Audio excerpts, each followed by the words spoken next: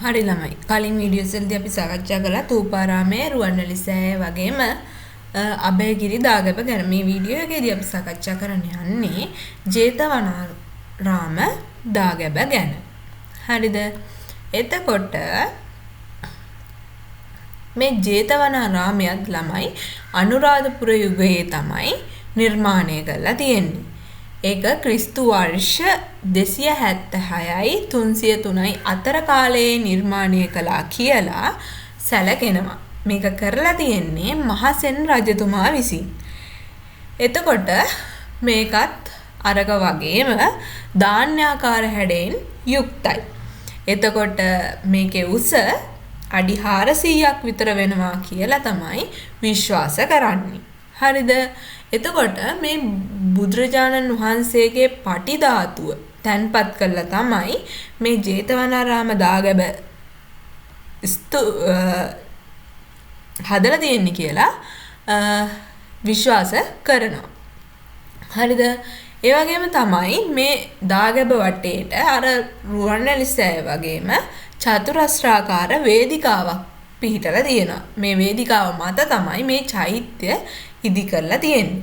ඒ වගේම ඒකට කියනවා අපි සලපතල මළුව කියලා. මේ සලපතල මළුවට ප්‍රවේශ වෙන්න හතර දිශාවටම දොරටු හතරක් තියෙනවා. මේ දාගැබ වටා වාහල් කඩ හතරක් නිර්මාණය කළා තියෙනවා. රුවන්වැලි සෑයෙත් අපි කිව්වේ හතර වටේට මල්ලියකම් තියෙන මේ වාහල් කඩ හතරක් තියෙනවා කියලා. ඒ වගේම තමයි ජේතවනාරාම දාගැබටත් මේ හතර පැත්තට වාහල් කඩ හතරක් නිර්මාණය කරලා තියෙනවා.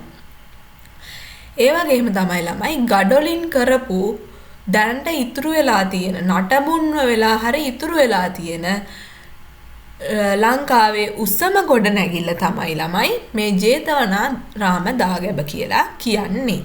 හරිද? එතකොට ජේතවනාරාම දාගැබ ගැන තමයි අද අපි සාකච්ඡා කරේ. මේකත් අනුරාධපුර යුගයට අයිති කිව්වා. මහසෙන් රජතුමා විසින් තමයි මේ නිර්මාණය කරලා තියෙන්නේ කියලාත් කිව්වා. ඊට පස්සේ ධාන්‍යාකාර හැඩයෙන් අඩි 400ක් විතර උසයි කියලාත් කිව්වා. ඒ වගේම මේකේ තැන්පත් කරලා තියෙන්නේ බුදුරජාණන් වහන්සේගේ පටි ධාතුව කියලා කිව්වා. හරිද? එතකොට ඒ ටික තමයි මේ ජේතවනාරාමය ගැන අපිට ඉගෙන ගන්න තියෙන්නේ. එතකොට මේකෙත් කලින් වීඩියෝ වල වගේම මේකෙත් නෝට් එක Facebook page එකේ දාලා තියෙනවා. ඒකෙන් බලා ගන්න පුළුවන්. description එකේ දාන්නම් ඒ අදාළ link එක.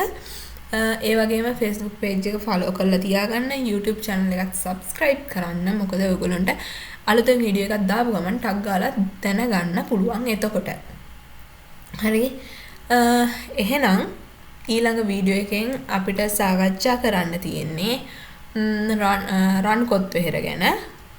එහෙනම් ඊළඟ වීඩියෝ එකෙන් හම්බ වෙමු.